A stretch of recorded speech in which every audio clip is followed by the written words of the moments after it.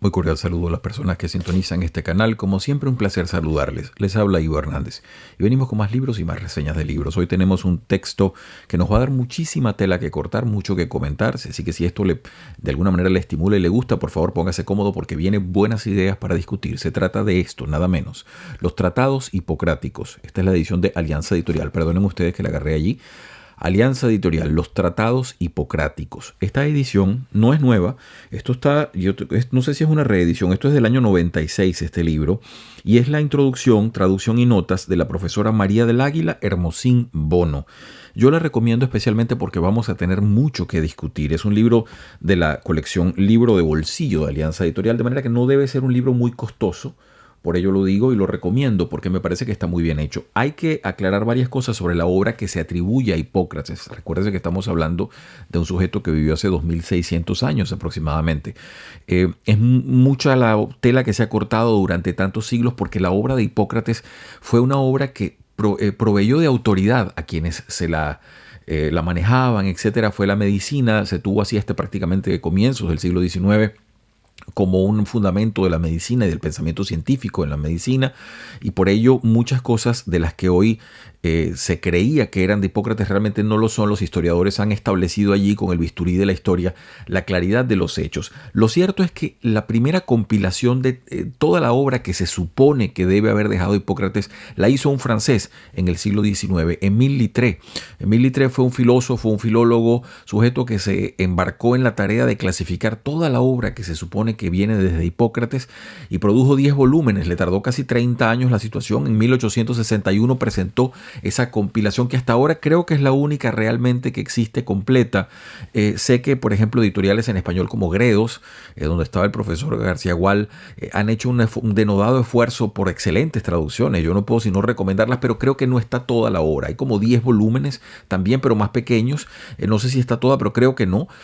Son de excelente factura en cuanto al nivel de la traducción del español, cosa que no es sencilla. Ya vamos a ver por qué. Y es que la obra que vamos a comentar en este libro en particular, la profesora María del Águila, ella toma básicamente 5 textos y los discutimos a fondo, y esto nos va a permitir mucha tela, repetimos, que cortar desde 3 vértices importantes. Primero, por supuesto, el vértice histórico, que nos va a llevar a estudiar la situación temporal y geográfica de este sujeto, de las personas que lo rodearon, de ese momento especial que fue la Grecia entre el siglo VI, V y IV antes de Cristo. Eso por una parte. Luego, por otra parte, tenemos la vertiente filosófica. Recuérdense que Grecia en ese momento produce un vuelco del pensamiento mágico al pensamiento racional como casi ninguna cultura lo ha logrado. Y hasta ahora, hasta el día de hoy, nos marcan desde ese punto de vista, marcan mucha de nuestra manera de entender las cosas. Y el tercer vértice es el vértice científico. Si bien es cierto que la ciencia ha dado giros copernicanos, en particular la medicina, la farmacopea, en fin, una cantidad de ciencias de la nutrición, de ejercicios que Hipócrates alumbró en su momento. Por supuesto, hoy en día están muchísimo más avanzadas, pero deben en su origen muchas de las formas que tienen actualmente a aquellos atisbos, aquellos orígenes, aquellas insinuaciones que en sus escritos y en su manera de razonar produjo Hipócrates. Por supuesto, con las limitaciones del vocabulario, por ejemplo, para describir algunos síntomas de enfermedades, que hoy son muchísimo más ricos, mucho más complejos, pero en ese momento ya empezaba a darse esa intuición. Hipócrates, y no solamente él, atención, no él como figura, él y toda una serie de escuelas médicas en el siglo V van a dar ese trasvase enorme, ese gran giro del pensamiento mágico, de ver a una enfermedad como si fuese una maldición de los dioses o simplemente un recodo negro de la suerte, para verlo como una causa y un efecto, como algo que se puede observar, que usted puede vincular con el hábito y las formas de vida del paciente, con el hábito o el ambiente en el cual se encuentra, con algún desequilibrio. Todo eso que nosotros hoy nos parece absolutamente evidente, no lo es para nada, y usted puede ver que en las culturas primitivas, casi todas, existe esa fórmula de ver a la enfermedad como una especie de maldición de los dioses, como una especie de juego negro de la suerte que bueno, se acabó y pasó tal cosa o tal otra. O que, bueno, le sucedió tal, ese pensamiento mágico de no buscar la causa orgánica o la causa originaria, que es precisamente donde Grecia le va a dar una bofetada a la historia y un vuelco completo a las cosas, porque va a centrar en el razonamiento del hombre la posibilidad de entender lo que le rodea, de poder describirlo incluso prescribir, en este caso una terapéutica, y poder vencer un mal. Todo en la medida de las posibilidades que se tenía en ese momento, pero repetimos que dan un giro copernicano a la percepción de la medicina, a la percepción de la ciencia y a la percepción del hombre respecto al mundo que lo rodea. Todo eso nos va a convocar en el pensamiento de Hipócrates. Vamos a situarnos entonces con este hombre. ¿Quién es? Yo anoté un par de cositas acá en un cuaderno porque hay mucho detalle que no quiero que se me vaya. Lo primero es decirles, él nace más o menos, se calcula 460 a.C. Es ese glorioso siglo V de Grecia. Y repetimos, cuando decimos Grecia, recuérdese las pequeñas ciudades-estado, las ciudades que desde el siglo VII y VI ya Grecia había establecido como colonias en diversas partes del Asia Menor, toda esa cantidad de islitas que usted puede ver en el Mediterráneo Este, que en ese momento tenían el influjo y la influencia del pensamiento jonio muy importante para muchas cosas, y lo vamos a ver incluso a nivel lingüístico. Él nace en el 460 en una islita pequeña que se llama Kos. ¿Por qué es tan importante esto? Bueno, primeramente, Hipócrates es un sujeto que viene de familia o de abolengo de médicos. A él se le vincula con la así llamada familia de los Asclepíades. Asclepíades por Asclepio. Asclepio es un sujeto que tiene doble fondo, como casi todas las personas en cierto nivel de antigüedad en Grecia. Un nivel real, por ejemplo, como el que reporta Homero, que dice que era un rey en un sitio especial, y el otro en la situación pseudomítica, donde se dice que este sujeto, Asclepio, era hijo de Apolo y de Coronis, una mujer, Apolo el dios, que recuerdes, es el dios que maneja varias cosas, entre ellas las enfermedades también y las pestes para los griegos. Y este sujeto, Asclepio, habría estudiado con el centauro Quirón. Y entonces Quirón le enseñó, ese es el aspecto mítico, le enseñó a curar heridas, etc. Si usted lee, por ejemplo, a Píndaro, puede que encuentre esas referencias. Ahí va a ver el aspecto pseudomítico o mítico del sujeto. En realidad, los Asclepíades son personas que venían con una cantidad de familia dedicadas al estudio de la medicina. Si usted lee la Ilíada y la Odisea, va a empezar a encontrar que allí se empieza a dar esa escisión de sujetos que curaban las heridas. Por supuesto, estando en guerra, iban a aumentar la cantidad de personas heridas por flechas, por lanzas, fracturas, todas lujaciones, todo aquello.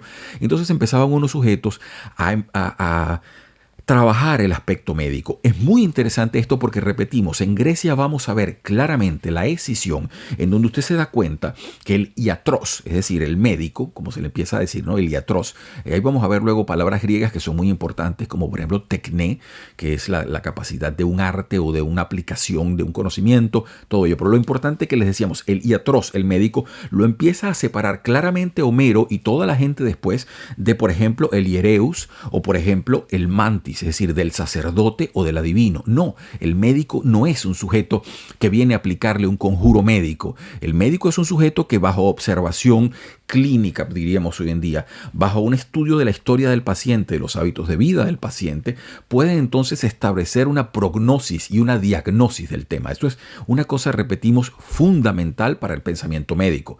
Claro, no lo compare usted con la medicina de hoy en día, que está muy avanzada, pero cualquier médico hoy sabe rastrear en los orígenes de su conocimiento y su ciencia, cuando lee estos textos, la forma de pensar, cómo se iba separando del pensamiento religioso mágico. Eso es muy importante y eso es algo que lo vamos a ver ahí. De hecho, en la Odisea, creo, se empieza a establecer ya al médico como un demiurgui, es decir, como un demiurgo, como un sujeto que puede establecer beneficios para la comunidad en base a su conocimiento. Hay una praxis muy directa en esto y hay una cosa de la forma de ver la situación. No está solo Hipócrates y aquí hay que ser muy, muy estricto. Fíjense ustedes, cuando uno lee las fuentes más antiguas se da cuenta que se habla. Esto es muy disperso porque está distribuido en diversos textos, pero usted puede oír hablar de básicamente tres grandes escuelas médicas que luego tuvieron tradiciones particulares. Está la escuela de Cnido, sería C-N-I-D-O, Cnido, no tengo muy claro cómo es la pronunciación. Luego la escuela de Cos y la escuela de Rodas. A la escuela de Cos va a pertenecer Hipócrates, aunque él después se va a ir de Cos y se va a establecer en Tesalia, donde va a fundar su escuela, etc.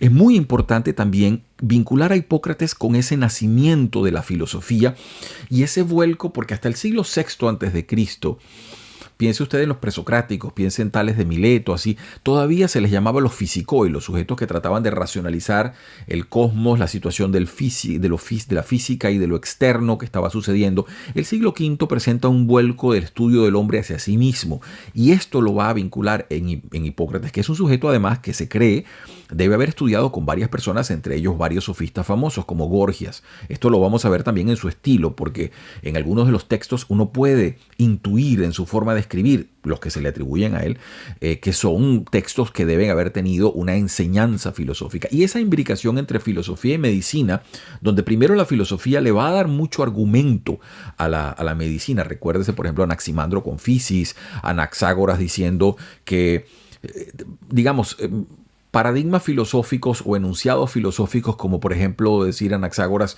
todo lo invisible puede notarse por efectos en lo visible, es decir, toda situación que no podemos ver da unos síntomas, una forma, y eso los médicos lo van a captar inmediatamente, gente como Hipócrates, y lo va a poner a funcionar. Entonces, luego la medicina va a darle una cantidad, a medida que va estudiando y va afianzándose en la empiria, va a darle entonces a la filosofía una cantidad de elementos, de manera que estas dos formas de ver el mundo, si pudiéramos llamarlos así, se van a nutrir unas y otras. Antes de otra cosa, les quiero decir también respecto a la certeza del sujeto, porque uno dice, bueno, Hipócrates sí, los tratados hipocráticos sí, muchos se supone que han sido históricamente manipulados. Piense más o menos en los evangelios del Nuevo Testamento, es decir, son copias de copias de copias de copias. Se supone educadamente que algo pasó, como se dice allí. Ahora, si fue así exactamente, los historiadores hoy en día han demitificado mucho en razón a los estudios filológicos, a los estudios de los textos que se han descubierto en tiempos más recientes, etcétera, etcétera. Sabemos que Hipócrates existió. De hecho, Platón lo nombra 2 veces. Si usted tiene la oportunidad de leer los diálogos de Platón, lo nombran de pasada, es cierto, pero él lo nombran en el Protágoras, creo, y lo nombran en el Fedro. El Protágoras, de hecho, yo creo que, déjame ver si anoté una partecita donde es muy importante lo que él dice. Porque en Protágoras, sí es correcto, en Protágoras hay un joven que se llama Hipócrates, debe haber sido un nombre pues no tan único en esos tiempos, que Sócrates le pregunta, mira, ¿y tú vas a estudiar con el sujeto que se llama como tú? ¿Vas a estudiar? ¿Y qué vas a estudiar? Y se voy a estudiar medicina, etcétera, etcétera. Ahí empieza uno a deducir diversos elementos, fíjense ustedes, que le permiten alar un hilo de conocimiento. Ya por ahí sabemos entonces que este Hipócrates médico era un sujeto que estaba, igual que los sofistas, cobrando por su enseñanza. Recuérdese que una de las críticas o de las características, podemos decir, de los sofistas del siglo V, del siglo IV, era que eran sujetos que deambulaban por diversas ciudades y eran como profesores universitarios, es decir, ellos se establecían en un sitio, tomaban alumnos, cobraban por sus enseñanzas y repartían un conocimiento. Platón no los quiere mucho, pero eso no es exacto verlo como lo veía Platón. Al final eran sujetos que repartían un conocimiento y sabemos entonces que Hipócrates cobraba, es decir, tenía alumnos. Esto es muy interesante porque la medicina, hasta prácticamente antes de él o poco antes de él, había sido un conocimiento que se transmitía dentro de una familia o dentro de un pequeño grupo, un clan, gente conocida, etcétera, etcétera. Porque ese conocimiento se va a empezar a difundir, porque sujetos como Hipócrates se van a hacer muy famosos en su tiempo, es que luego se establece, y eso lo suponemos educadamente hoy en día, el famoso juramento hipocrático. A eso vamos a tratar de llegar si el tiempo es benévolo y nos permite incluso darle lectura al juramento porque lo tenemos aquí. ¿Qué es el juramento de Hipócrates? El juramento de Hipócrates es una especie de tratado sencillo que vincula bajo palabra, bajo honor de palabra a las personas que van a recibir la enseñanza médica. ¿Y esto por qué? Bueno, porque ya se estaba saliendo del ámbito familiar y se estaba expandiendo hacia personas que podían venir de cualquier parte.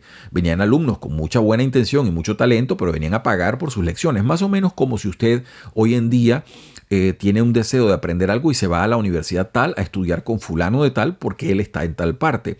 Eso es una cosa que se ha hecho durante mucho tiempo. Sucede con los filósofos, sucede con muchas personas. Dice, mucha gente vino, por ejemplo, el caso alemán, vino a Friburgo a escuchar las clases de Heidegger, por ejemplo. Eso era una cosa posible. O se iban a la escuela normal superior a escuchar las clases de Foucault, por ejemplo. Es decir, eso no es tan raro y eso sucedía en Grecia permanentemente. Entonces, sabemos que hubo gente que se movía y vamos a estudiar en tal parte con fulano.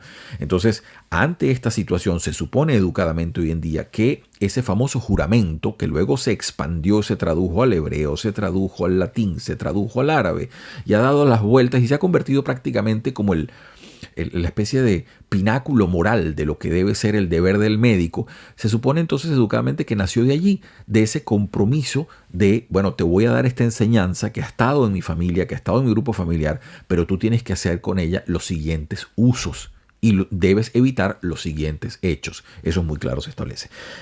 Para decirles algo más, no creo que se me quede ningún punto por fuera antes de darle la palabra al texto. Sí, les decía un poquito, una cosa importante, sí que lo había notado por acá.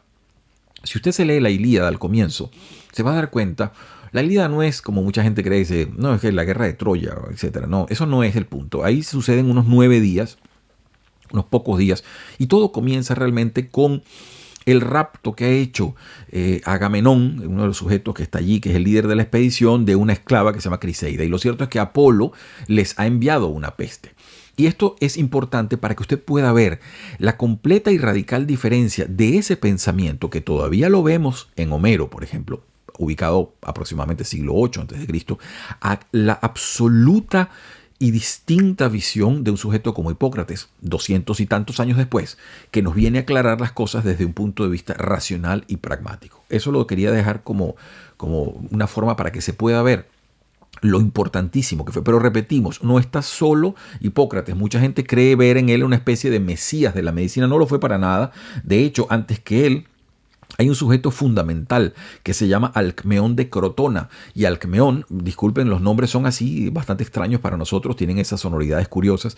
Alcmeón de Crotona es uno de los primeros que se empieza a preocupar con la vinculación entre la observación médica y la racionalización de los síntomas. Y entonces empieza a establecer una especie de epistémica en la medicina, en donde el médico tenía que ubicarse sensorialmente en el estudio de la enfermedad y luego proceder a un análisis racional. Repetimos, esto puede que a usted le suene absolutamente obvio y evidente, pero no lo es. No lo es para nada. Muchísimas culturas divagaron durante siglos, para no decirles milenios, en el pensamiento mágico de creer que las enfermedades eran una maldad o una maldición o una especie de influjo de la divinidad que no le gustaba algo o que estaba molesto por algo. Así de simple era ese pensamiento, y es este tipo de gente la que hizo el giro copernicano hacia nuestra percepción contemporánea, mucho más rica, es cierto, pero con esos orígenes sobre el pensamiento médico y clínico, terapéutico, dietético, etcétera, etcétera. Paso entonces ya a darle la palabra a este texto. Voy a tratar de ser breve en aras de la posibilidad de lo que podamos discutir del texto. Estoy con el prólogo de la profesora María del Águila y dice acá lo siguiente, fíjense ustedes, dice en esta primera parte: la curiosidad intelectual del griego de la época clásica le llevó a preguntarse sobre las causas racionales de las enfermedades como perturbadoras del buen orden corporal, poniendo así los cimientos de la constitución de una tecné iatriqué. Iatriqué es la parte de medicina que le decía, o sea, un arte de curación. Y fíjense, ya cuando le dicen un arte, que hay un método de por medio. Entonces ya no es una cosa que usted no puede comprender, es algo que usted tiene que bajarlo a la tierra, racionalizarlo, comprender sus mecanismos y dominarlos. Y luego, por supuesto, transmitirlo a otras personas. Antes de este hecho, la medicina en Grecia había sido, a semejanza de otras culturas antiguas, una combinación de magia y empirismo. En líneas generales, se puede afirmar que en una sociedad en fases primitivas, el hombre siente la enfermedad como un castigo enviado por la divinidad a causa de la transgresión, voluntaria o involuntaria, de unas normas preestablecidas que rigen el comportamiento humano y las relaciones con los dioses. Y es hermoso, en uno de los textos que tengo acá hipocráticos, fíjense, él está defendiendo la ciencia. No sabemos realmente si esto fue propia pluma de Hipócrates, pero si no lo fue de él, debe haber sido de alguno de sus alumnos. Y él está defendiendo ante unas críticas muy exactas que se le hacen en términos retóricos. Y uno de los puntos de defensa es una cosa gloriosa cuando él dice la validez del estudio de la medicina a nivel racional y a nivel científico, como diríamos hoy en día, es tal que usted no tiene que creer en lo que se le está diciendo para que funcionen los métodos de curación. Entonces aquí le está dando a usted, repetimos, cerrando completamente la puerta oscura del pasado, porque ya no se trata de que usted crea en tal o cual dios o en tal o cual divinidad o en tal o cual mito o rito, no. La ciencia va a abrirse camino como un conocimiento sistemático y progresivo, donde los conceptos se van acumulando y producen unos resultados previsibles con muchísima coincidencia, siempre porque están basados en un estudio, repetimos, de la realidad. Esa frase Tan sencilla como puede sonar, es una frase que da el cierre al pensamiento mágico, al pensamiento oscuro de siglos, cosa que algunas otras civilizaciones no pudieron hacer incluso, o lo llegaron a hacer mucho tiempo después. Sigo leyendo a la profesora María del Águila. Dice acá... bueno, les decía, esto es importante. A principios del siglo V existían en el mundo griego 3 escuelas o coros médicos, como los llamó Galeno, radicados en Sicilia, Cos y Cnido. Fíjense una cosa importante, aquí yo no lo nombré. Galeno es ese estudioso, pero esto es mucho tiempo después. Galeno es un médico romano, siglo II después de Cristo, algo así, que va a ser un gran estudioso de la obra de Hipócrates. Esa obra después se va a asentar en Alejandría, de ahí por supuesto viene que hayamos perdido mucha de ella. Pero Galeno es uno de los grandes comentaristas al respecto. Sigo adelante con más temas. Es que tengo el libro lleno de marquitas porque me cuesta mucho saber exactamente qué decir. Les digo un pedacito sobre el sujeto Alcmeón de Crotona, que es muy interesante. Fíjense ustedes, la figura de Alcmeón de Crotona entre el siglo VI y V, es decir, un poquito antes que Hipócrates, representa un hito fundamental para el devenir de la medicina. Él fue cercano a los círculos pitagóricos y es el modelo del médico filósofo que se interesó por las funciones del organismo humano como parte integrante de una concepción global del mundo. Fíjense ustedes ese giro enorme. Ya no es que si Apolo mandó una peste con unas flechas, como le pueden decirle. No, aquí es el hombre y ese concepto radical que introducen los presocráticos, la physis, que nos va a llevar luego a un nomos, es decir, a una normativa, a una comprensión humana del fenómeno para poder regularlo, para poder sistematizarlo. Estos son pasos gigantescos en el desarrollo de la humanidad. Esto no lo dio ningún Mesías, ni ningún enviado de Dios, ni ningún revelado. Estos son hombres tras hombres tras hombres, acumulando conceptos unos sobre otros para lograr algo que es realmente enorme, ¿no? Sigo adelante.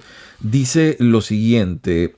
los filósofos jonios, estoy en la página 45, los filósofos jonios fueron sobre todo cosmólogos y fisiólogos. Sus especulaciones se centraron en dilucidar el principio y la naturaleza de los hechos físicos y la physis, que es un concepto fundamental en la nueva medicina.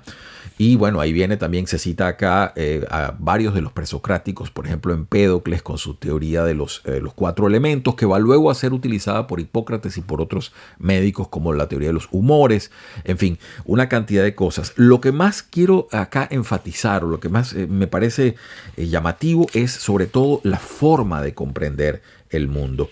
Citan acá, estoy en la página 48, a Anaximandro. Dice, para Anaximandro, uno de los presocráticos, de los filósofos presocráticos, la physis es fundamento de la realidad y un principio regulador.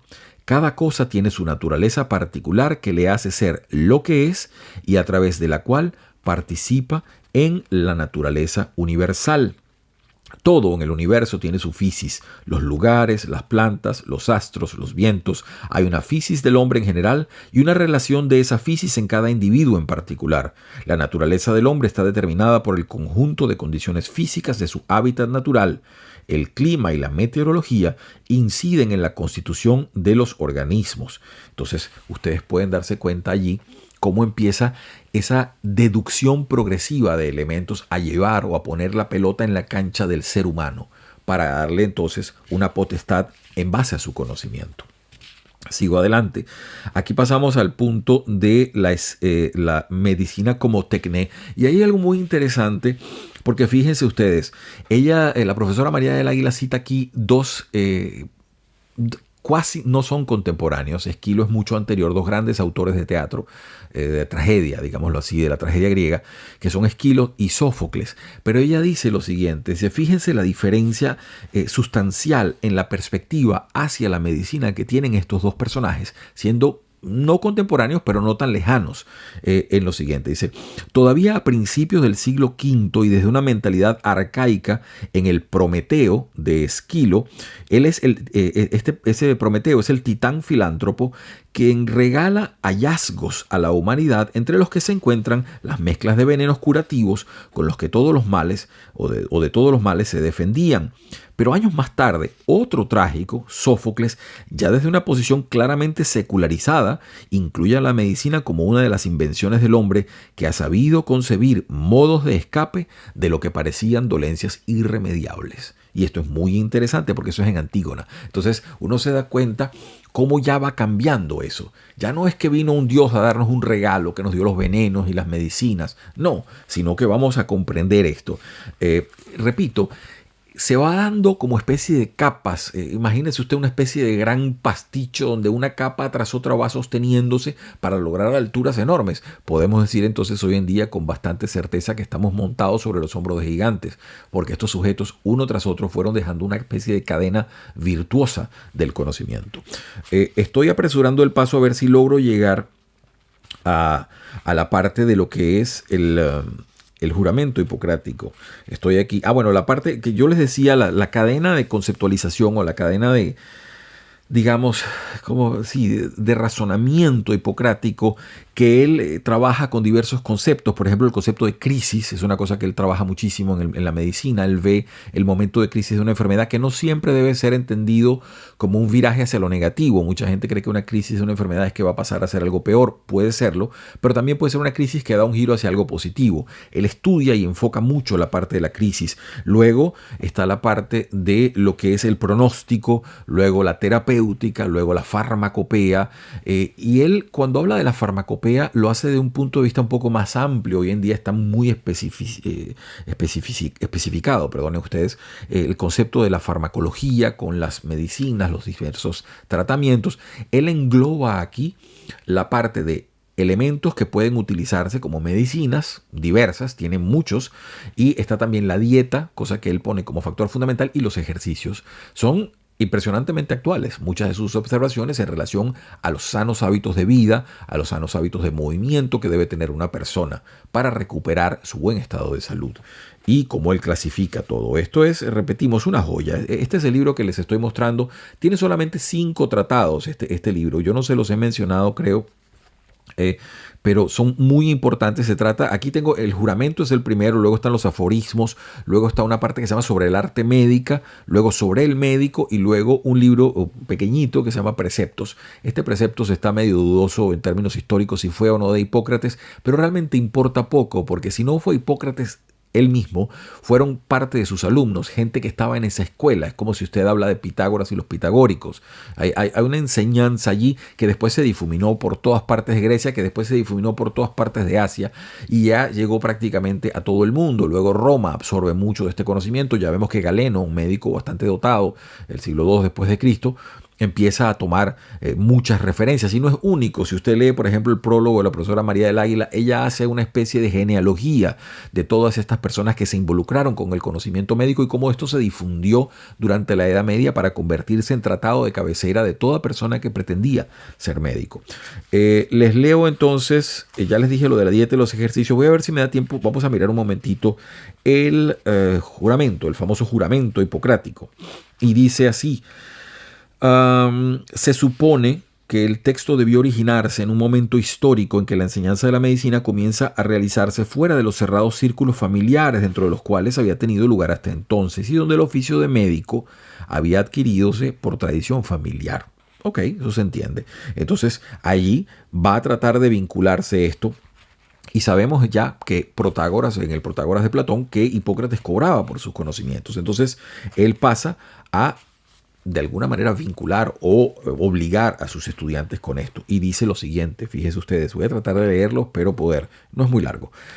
Juro por Apolo médico, por Asclepio, por Higiea y Panacea, por todos los dioses y diosas, poniéndolos por testigos que cumpliré en la medida de mi capacidad y mi criterio, el juramento y compromiso siguiente. Tener a mi maestro en este arte en la misma consideración que a mis progenitores, compartir con él mis bienes y en caso de necesidad transmitirle parte de los míos, tener a sus hijos como a mis propios hermanos y enseñarles este arte si es que desean aprenderlo, sin honorarios ni compromiso. Transmitir los preceptos, enseñanzas orales y el resto de aprendizaje a mis hijos, a los de mi maestro y a los discípulos comprometidos y juramentados según la ley médica. pero a ningún otro. Haré uso del régimen en beneficio de los enfermos, según mi capacidad y mi recto entender, y si es para su daño e injusticia, lo impediré. A nadie daré, aunque me lo pida, un remedio mortal, ni tomaré la iniciativa de proponer una cosa así. Del mismo modo, tampoco proporcionaré a una mujer un pesario abortivo. De forma pura y santa pasaré mi vida y ejerceré mi arte. No cortaré, por cierto, a los enfermos de piedra, sino que los dejaré en manos de hombres que realizan esas prácticas. En todas las casas en las que entrare lo haré en beneficio de los enfermos, manteniéndome lejos de toda injusticia voluntaria y de toda corrupción en general, y sobre todo en el trato amoroso con mujeres u hombres, libres o esclavos. Todo lo que viere o escuchar en el ejercicio de mi profesión o fuera de esta, en relación con la vida de los hombres, si ello no debe ser divulgado jamás, lo mantendré en silencio teniendo tales cosas por secretas. Por tanto, si cumplo este juramento sin quebrantarlo, me sea dado disfrutar de la vida y de mi arte, honrado entre los hombres, por siempre jamás. Pero, si lo violo y soy perjuro, que mi suerte sea la contraria. Ese es el famoso juramento, o así llamado juramento hipocrático. Luego viene, le pone la profesora aquí del Águila, los famosos aforismos que así se han transmitido durante muchísimos siglos. Sabemos que Galeno lo comentó. Hay una cantidad de otras personas prácticamente llegando hasta la Edad Media, los diversos, y están compilados en todo esto en la obra del profesor Émile Littré, obra que por cierto está en francés. Yo no la he tenido la oportunidad de verla, solo he accedido indirectamente tanto a los trabajos que se publicaron en la editorial Gredos como este que publica Alianza. Les trato de leer. Hay uno, para empezar, muy bello de estos y muy conocido de estos aforismos, que son una cantidad. Esto de los aforismos siempre tiene la ventaja y desventaja que los hace muy populares, porque son una cantidad de frases cortitas que en sí mismo condensan todo un significado, pero también les hace ser un poco débiles en cuanto a que carecen de una columna vertebral en torno a un significado completo entre todos ellos, porque son ideas sueltas. Sin embargo, son muy hermosas. Fíjense la primera, y aquí está el pensamiento médico claramente explícito. Número 1, dice: la vida es corta, el arte es largo, la ocasión fugaz, la experiencia insegura, el juicio difícil. Es preciso no solo hacer uno lo debido, sino también que el enfermo, los presentes y las circunstancias externas contribuyan a ello. Y ahí se va en una cantidad, son aproximadamente, creo que son algo así como 100 y tanto, 200 y tanto, no los he contado, son un montón. Luego viene la parte sobre el arte médico, y con ella quiero cerrar, porque esta sobre el arte médico, en realidad él se enfrenta aquí de una manera retórica contra 4 críticas fundamentales que se le hacían. La medicina, repetimos, tratando de buscar su lugar como una técnica, como una ciencia aplicada dentro de todo ese mundo que estaba naciendo y bueno, expandiéndose en muchas partes. Y la crítica a la cual él responde, porque el tratado es lo que procura hacer eso, dice: 4 son los puntos base en los cuales se niega la validez de la medicina en este texto. La curación de los enfermos se debe al azar. Esa es la primera objeción. La segunda: muchos enfermos se curan sin necesidad de médicos. La tercera: en muchos casos los pacientes mueren. Y la cuarta: los casos incurables, el médico se abstiene de intervenir. Entonces procede, se supone educadamente que fue Hipócrates, a rebatir todo ello, admitiendo pues cuáles son las causas y por qué él toma algunas determinaciones y todo ello. Es cierto, sobre todo en esa crítica número 4, que dice que cuando las enfermedades son incurables o no tienen una buena prognosis, el médico se abstiene. Eso lo dice claramente Hipócrates, y él trata. Hoy en día tenemos toda una cantidad de paliativos en relación a los momentos más difíciles de las personas que tienen enfermedades terminales, y que los médicos lo saben. Entonces se trata ya la medicina de saber que no se puede curar ese problema. Quizás todavía faltan conocimientos o no faltan avances, no existen formas de curación, pero sí tenemos fórmulas de hacer más llevadero, menos traumático los últimos momentos que pueda tener que vivir esa persona. Hipócrates también, a su manera, con las limitaciones del caso, se mantenía a distancia de todo ello. De manera que usted puede darse cuenta de los avances que hemos hecho, pero también de las raíces fuertes que sustentan los avances actuales. Y a propósito de ello, me despido con esa frase que me quedó como una de las frases más hermosas que puede uno leer en torno al nacimiento del pensamiento científico dentro del pensamiento mágico. Y es la siguiente. Dice, él está defendiendo el arte de la medicina de muchas maneras, y dice: y desde luego, además de todo lo dicho, una prueba importante en favor de la existencia de la medicina, tanto de su entidad como de su grandeza, es esta: que incluso los que no creen en lo que hacemos, gracias a lo que hacemos, claramente se salvan. Ahí tiene usted lo que es el avance del pensamiento lumínico de la ciencia sobre la oscuridad de la superstición, de la mala interpretación de las religiones, creyendo que los dioses castigan de una manera u otra como si fuesen personas que se molestan o se alegran con lo que usted puede hacer. Les habla Ivo Hernández, un placer como siempre estar con ustedes. Tenemos muchos más libros por allí, esperamos poder estar discutiendo. Se hacen un poquito largos nuestros videos, esperamos que ustedes los puedan disfrutar. Si esto le interesa de alguna manera, márquelo allí, esté pendiente que vienen más libros y estaremos discutiendo diversas ideas. Y usted, por supuesto, nos enriquecería mucho en este canal con sus comentarios. Que tengan todos entonces una muy feliz semana.